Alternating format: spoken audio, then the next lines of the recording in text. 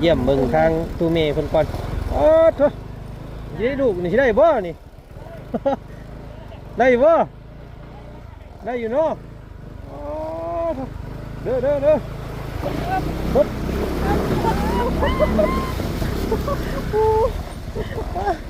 อ้ายพักเอ้ามียังเฮ็ดยังอันนี้กินกาแฟแล้วบ่ไหวแล้วบ่จันเด้มาอ้าวกินอยู่บ่แต่เป็นหากะ3-4 โมงแรงกินกาแฟแหละพี่น้องเอ้ยกลางคืนก็กินบ่ไหวพี่น้องกันมากายมามื้อเช้านี่คือเห็นแขกคนเพิ่นหลายแท้นี่เนาะอันแม่นเพิ่นก็เฮ็ดแบบว่าจังได๋บ้านเฮาเอิ้นสูตรขวัญเนาะเราขวัญไปเที่ยวไปยังก็เอิ้นมาสูตรมาตามนี่แหละบ้านเฮาเจ้าฮู้แหละเมื่อได้นั่นตะกี้หิ้งลายนะเต็มบัดเอาครูบาเพิ่นมามื้อนี้เนาะจักองค์ก่อน8ผ้าพี่น้องย่อผ้าขาวผ้าน้ำอันนี้แบบใดบ่เตียงเพิ่นทางตัวแม่อยากให้เฮ็ดบ่หรือว่าทางซุมเจ้าอยากเฮ็ดให้แม่ค่อยจะมาอีหยังเป็นประเด็นที่1คือเป็นย่านว่ามันน้ำมูนี่นางธรณีมันน้ำมูนี่แหละมันไม่ได้บ่ดีนั่นนี่อ๋อแล้วก็นิมนต์เพิ่นมาสูตรพระปริตให้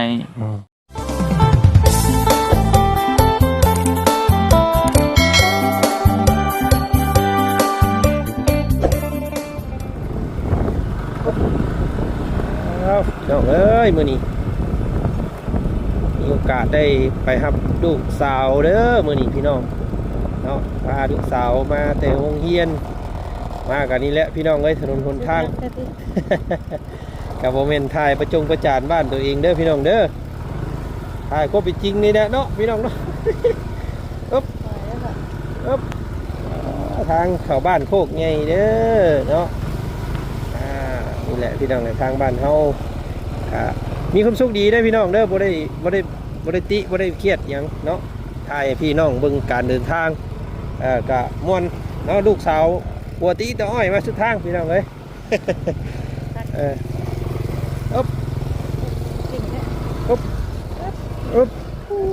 พี่น้องเอ้ยบ้านเจ้าคือบ้านข่อยอยู่บ่เนาะเอาทักทายสบายดีเด้อเนาะพ่อแม่พี่น้องมัดสุขุสุคนวันนี้บ่าวจันเอาเปิดภาพมาพบพ่อกับถนนหนทางกับลูกสาวกับอันแม่น้องเชื่อเพื่อนมือนี่พี่น้องเลยมากัน3 คนพอได้พยุงอันเวลาลดค่าพอได้มีคนอยู่ซอยลูกสาวกับโมเมนรับแล้วไปจักหันพี่น้องเลยเนาะ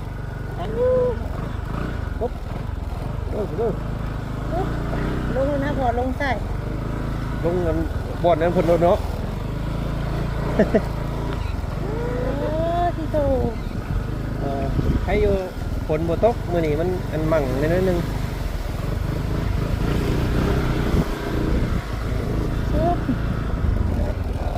พี่น้องเนาะกะฮอดคืนนี่ว่าจันกระไดพี่น้องเลยเนาะกะได้เบิ่งคลิปทางช่องของเบาเตียงเพิ่นเนาะเพิ่นถวายพระเข่าคู่วาเพิ่นเต็มเพื่อนมื้อนี้พี่น้องว่าจันก็บ่ได้มาซอยเวียกซอยงานเพิ่นซ้ำเพราะว่าบ่ฮู้เนาะพี่น้องเนาะเดี๋ยวสิเข้าแวะไปเยี่ยมเบิ่งทางตู้เมย์เพิ่นก่อนอ๋อโธ่สิได้ลูกนี่สิได้บ่นี่ ได้บ่ได้อยู่เนาะอ๋อเด้อปุ๊บ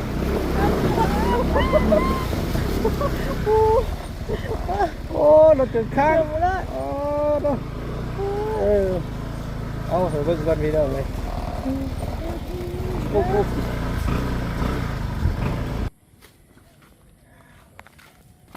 ไอ้คือจะหมอยจะมีอยู่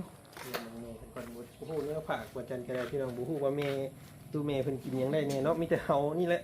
มักไม่มักตอกมาสู่อันแขกคนเพิ่นนี่แหละเนาะเพราะว่าของอยู่ของกินตู้เมย์เพิ่นก็คือที่กำกับอยู่เนาะเพราะว่าเพิ่นก็คือที่อันนี้กำกับการอยู่การกินเนี่ยทางนั้นสิขายรถมาบ่จักมันยังจูนกันอยู่ทางนั้นนะเดี๋ยวว่าจันไปเยี่ยมเบิ่งมาเตียงเพิ่นก่อนพี่น้องเอ้ยพี่ทางนี้พี่น้องไงเนาะเมื่อกี้นี่คือว่าเห็นพากัน ง่ายรถง่ายล่างอยู่โมเมนต์สิพากันขายรถประจักษ์อันนั้นพี่น้องเอ้ยทางนั้นเนาะเห็น ค่าขายวัด เอาสบายดีน้องเมฆเนาะโอ้ยบ่ได้เห็นกันแต่โดนแต่น้องอันอีหยังก็น้องนิ้วพี่น้องไอ้น้องใหม่เพิ่นเนาะ น้องใหม่ เอาน้องนิ้วเนาะเออ ว่าน้องใหม่เพิ่น น้องใหม่ ใหม่ไผ น้องใหม่ แล้วยังบ่ได้มีครอบครัว ยังบ่ได้มีลูกมีเมียบ่ ไปรุ่นได้จะจบ โอ้คักแล้วนี่ไปทางใดก็บ่มีห่วงแล้วซั่นนี่พี่น้องไอ้เนาะ เสียงก็ชับดังอยู่เลย แม่นบ่ยัน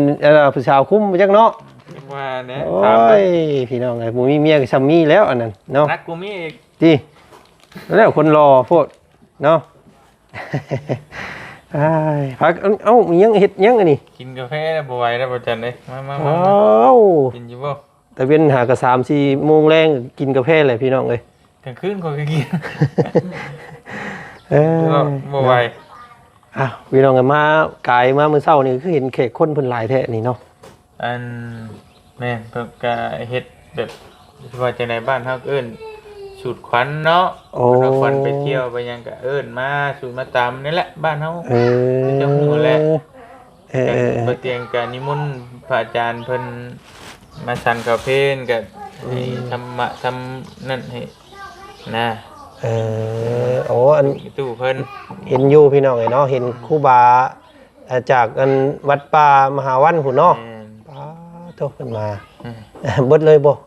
บัดนั้นเลยเบิด บัดเลยทั้งมีออกมีก็มาเบิดเลยมีเพลง โดยพี่น้องเนาะกาดเอามื้อนี้ก็มีโอกาสไปรับลูกสาวลุยขี้ตมมาล่มอึกทึกโอ้ลำบากเนาะบ้านเฮาเนาะ อย่าหาเฮ็ด มีรถใหญ่ขี่เป็น ใช่ ขายขี่รถจักรใครเคยพาเฮ็ด อันว่าคิดว่ามันอันนี้แหละพี่น้องเอ้ยเนาะ กินลมชมวิวบ่ ว่าคิดว่าคือว่าแหละเด็กปล่อยออกไปไว้โพดโอ้ยลืมคิดว่าผ้าผลยังบ่ทันเบิดเนาะ เป็นหยังนี่วะเป็นบ้ากันเบิดบ่ เป็นบ้าแล้วมีรถใหญ่ขี่ไปพากันขายเอาขี่รถจักร ย่านนั่นแหละย่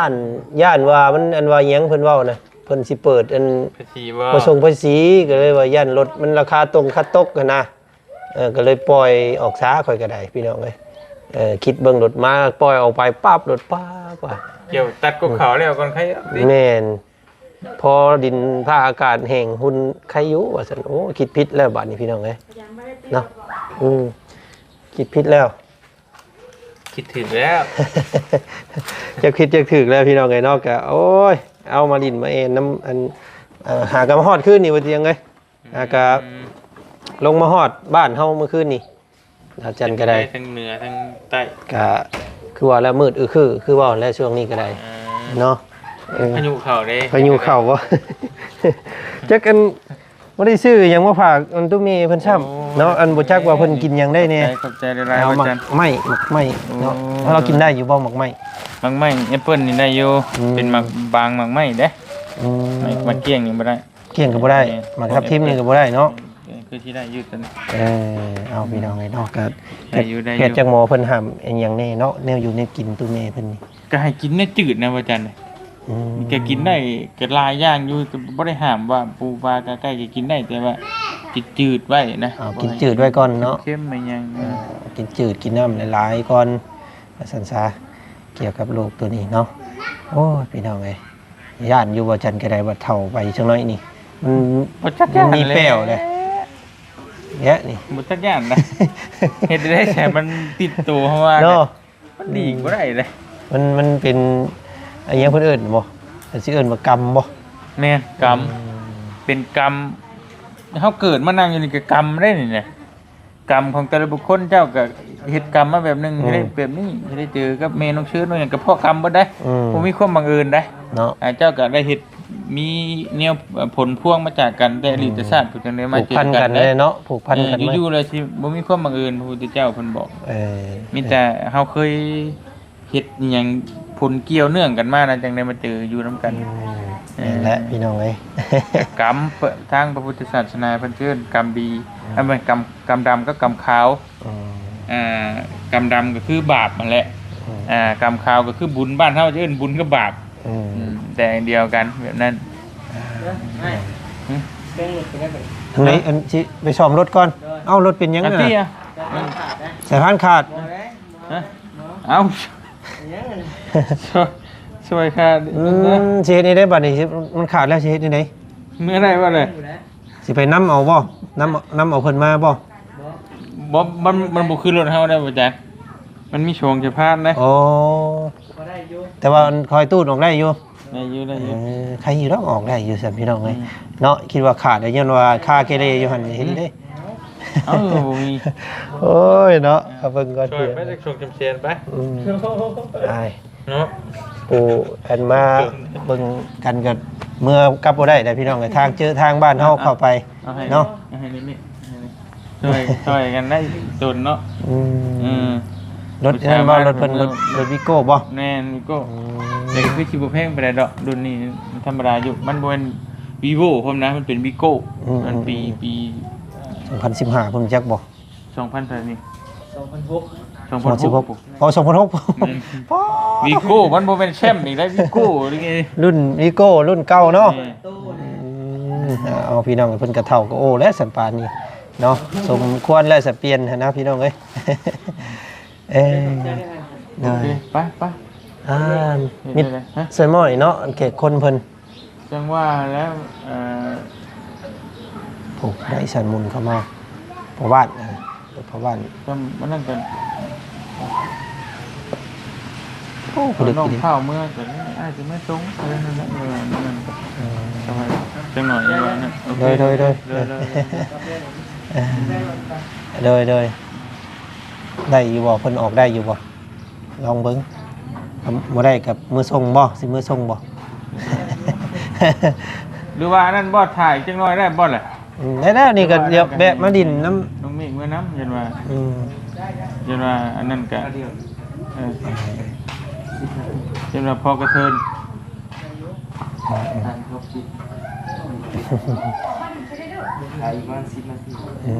พอดีแอนโดดอัพคลิปก่อนเนาะ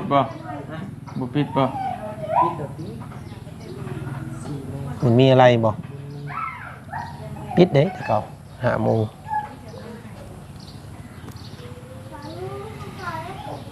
ขนาดนั้นกับเมื่อจอดไว้เฮือนหั่นแหละบืนก็จังเฮ็ดเท่านั้นแหละเนาะ มันพอใจอยู่เนาะยังพอไปได้ บ่หักคำว่าหั่นอันตาติวของบุปิดอ่ะจนค่ำพุ่นแหละนึงปิดเฮาไปเอิ้นเราก็ได้จะพานสิ ตัว กินจะแนวเป็นพี่น้องรถทีละ รถกะฮอดมือเพิ่นเนาะ กินบ่กาแฟ อุ้ยมาแล้วข่อยก็กินมาแล้วอยู่ห้องแต่นอกพุ่นมึงออกไปส่งน้องเซอร์ตู้เช้านี่พี่น้องเอ้ยเนาะได้อยู่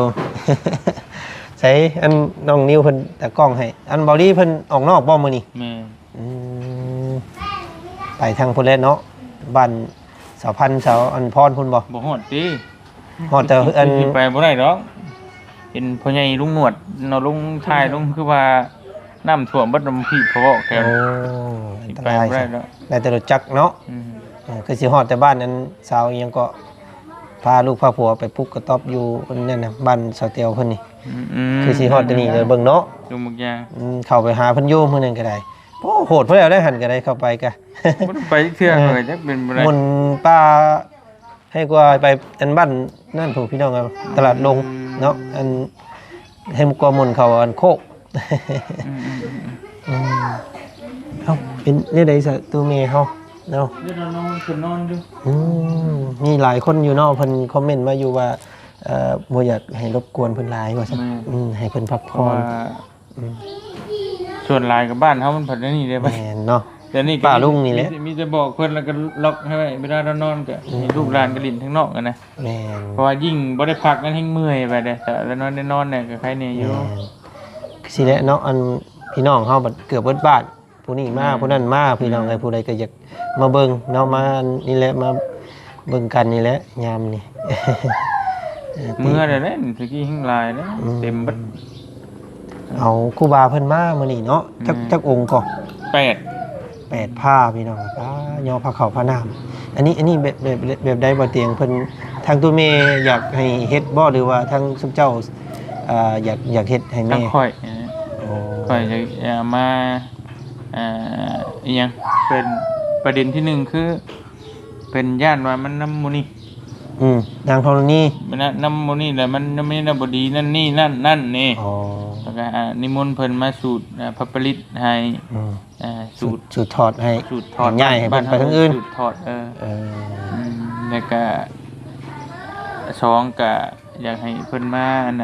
ฉันเข้าในเรือนในศาลให้เป็นสิริมงคลนะ โดย สามก็อยากให้เพิ่นว่าเนี่ยแสดงธรรมบอกธรรมะกับเมย์กับพี่น้องผู้ที่นี่แหละมาเพิ่นสิได้ฮู้ว่ามันนี่นะ เนาะ เพิ่น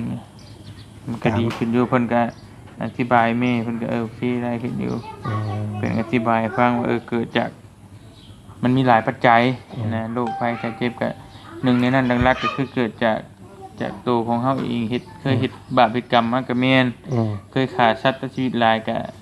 ผลวิบากของมันก็เฮ็ดให้เฮาเจ็บป่วยเอานอนได้อายุสั้นพระพุทธเจ้าเพิ่นตัดไว้นะโดยแล้วก็พังก็โอเค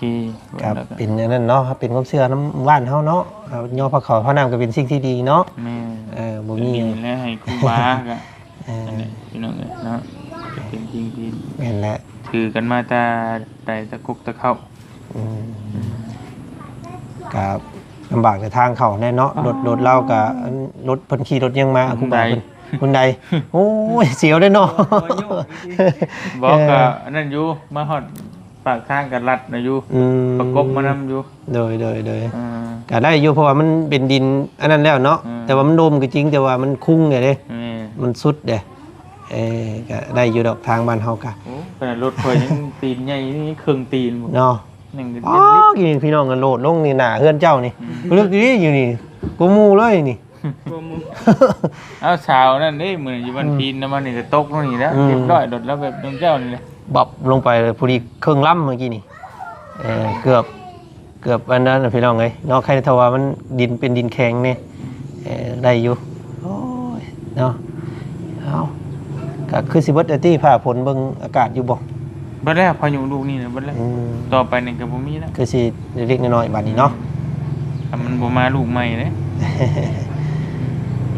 พี่น้องมาลูกนี่ก็คือสิบ่ได้เกี่ยวข้าวเกี่ยวน้ำแล้วมันสิสุกเบิดเลยครับบ่ได้ค่อยมาแวะว่าจันทร์ก็หากะกลับลงมาพี่น้องเอ้ยไปรอบนี้ก็เฮิงเติบตั้งแต่มื้อแวะเจ้าพุ่นแหละก็มาเมื่อคืนนี่เพิ่นไปใช่เด้อเขาก็เที่ยวเขาเที่ยวออกแต่ห้องมอนี่แหละแต่วันที่จำได้วันที่18พาเราไปมุกดาหารมอเพิ่นนัดทหารไปมาเลย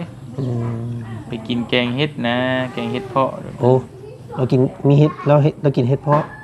กินจะเกิดที่มันเมื่อยแห้งนี่กินแกงเห็ดเพาะโอ้กินแกงเห็ดเพาะอยู่มุกดาหารแล้วมาตอนแรกเนี่ยท้องเสียเลยแบบก็เลยเมื่อยโอ้ตัวถอกท้องก็แห้งเนาะเมื่อยเนี่ยมันก็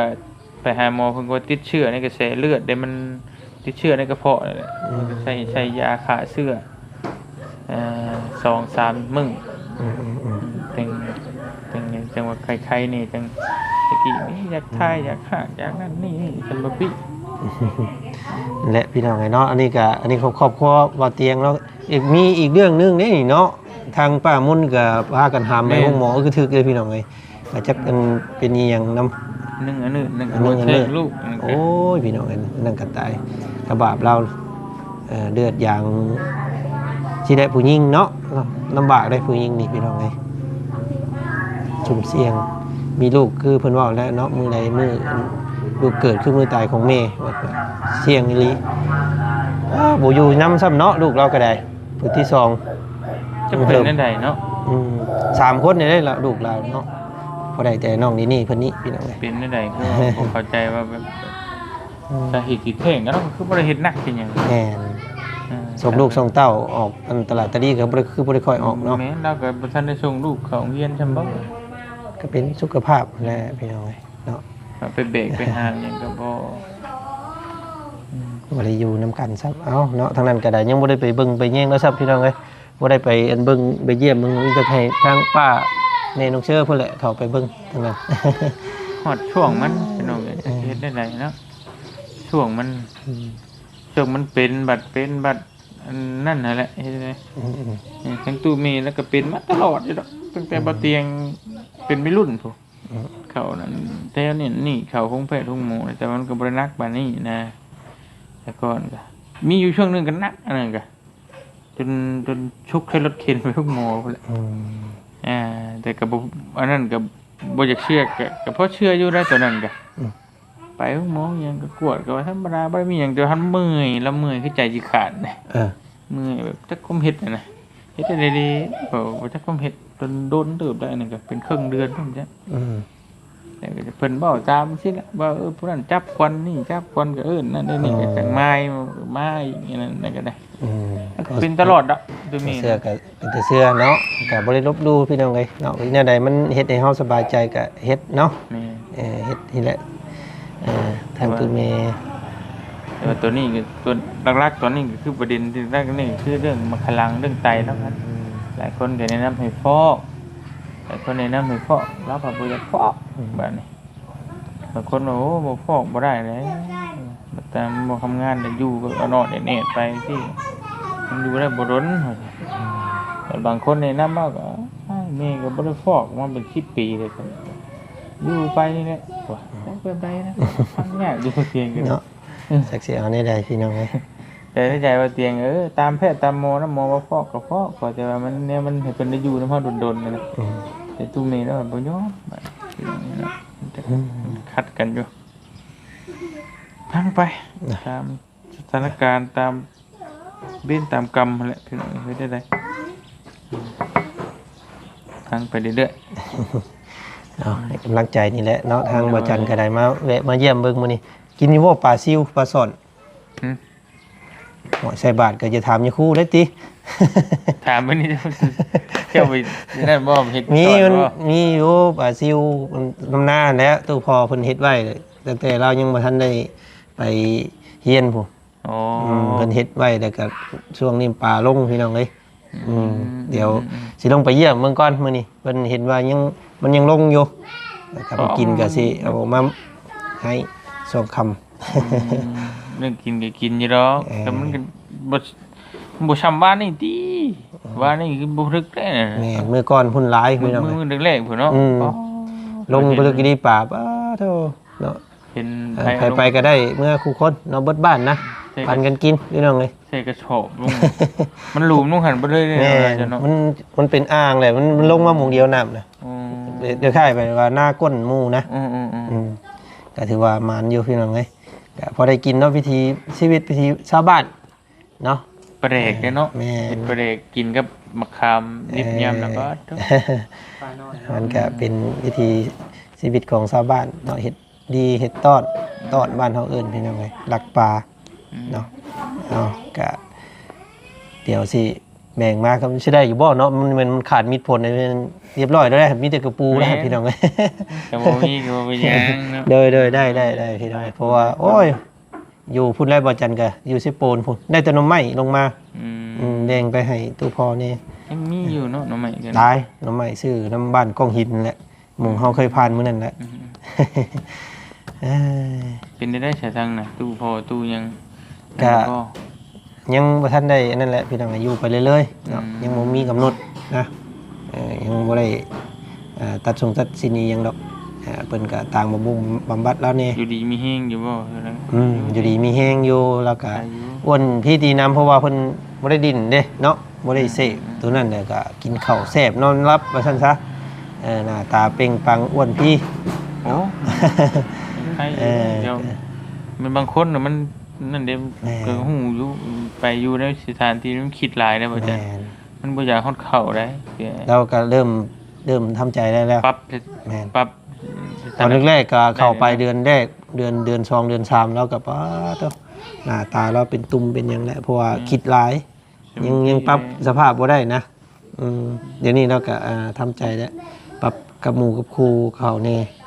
ก็โอเคเนาะมีแต่ไปส่งข้าวส่งน้ำแต่ละอาทิตย์นั่นแหละ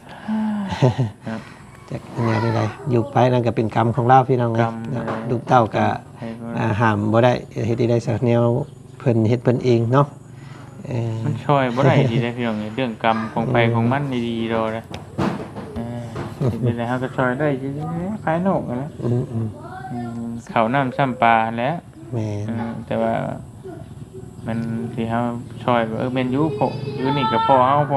อยากให้อยู่ในหันอยู่แต่มันก็ อืม สุดเลยเนาะมันเว้าเฮาก็อยู่ในกรอบในนั่นเป็นจังไงในกฎหมายบ้านเมืองและต้องทำใจนะ ผู้และเท้าเพิ่นฮอดมือเพิ่นผู้และพี่น้องเอ้ยจักมือใดเนาะรุ่นเบิ่งนํกัน บ่เห็นในเด้อมีแต่เห็นแต่ต้นแต่ดีเล่าแหละพี่น้องเอ้ยเนาะอย่าได้กินปูกินปลาน้ำดีเนาะเล่าแหละก็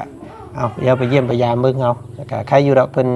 สบายดีอยู่เพิ่นบ่ค่อยมีโรคมีนั่นปานใด อยู่ใกล้เฮานี่ แข็ง สิ แรงแม่น ใกล้อยู่ใกล้อยู่บ่ไกลปานใด เที่ยวเอา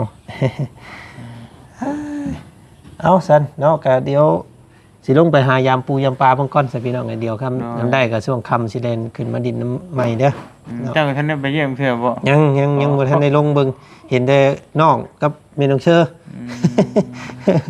ยังบ่ทันได้ไปเบิ่งจักเทื่อครับ ไอ้หมอเฮกเชกระปุน้ำมันมีสุปลาได้เบิ่งนี่นะ โอ้ว่าลงไปนะกิน คิดเห็นภาพ จักแปลกปะนัวโอ้มันหลดสัมปปี้พี่น้องเอ้ย เรือก็จังสิคนมาที่เฮ็ดเด็กติบ่เสียงก็คืออยู่ในหนังต้นตะกี้โอ้หนังต้นมันดีมัก หนัก พี่น้องเนาะแต่มันก็บ่ได้มานแบบนี้เด้บ่เสียงเฮ็ดตะกี้แก เอาทางใดก็จะสู้และทางเจ้าก็รักษาสุขภาพนํมีแต่ผู้ว่าโอ้ยว่าเตียงเห็นเรา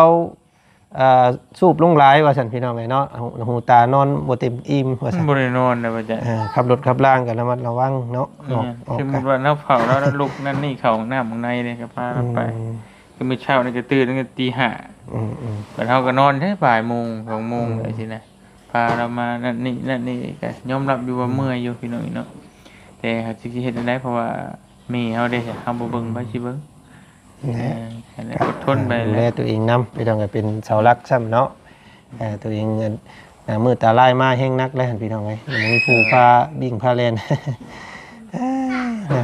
เอาขอมุกขอบใจหลายเด้อพี่น้องเด้อเนี่ยบ่จันเนาะ โดย มุกขอบใจหลาย FC ที่เป็นห่วงเป็นใยพี่น้องก็สู้ต่อไปแหละเฮ็ดได้มันได้เกิดได้เป็นแล้วก็นี่แหละเป็นกรรม โดย ของแต่ละบุคคลที่ว่าได้พบได้เจอเนาะเราได้เกิดมาแล้วเราก็ต้องอดทน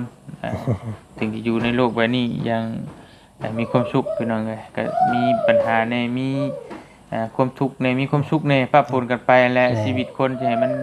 สุขอย่างเดียวน่ะเป็นไปบ่ได้พี่น้องเอ้ยเนาะเราคิดจะว่าสักมื้อหนึงมันก็ต้องเจอแสงสว่าง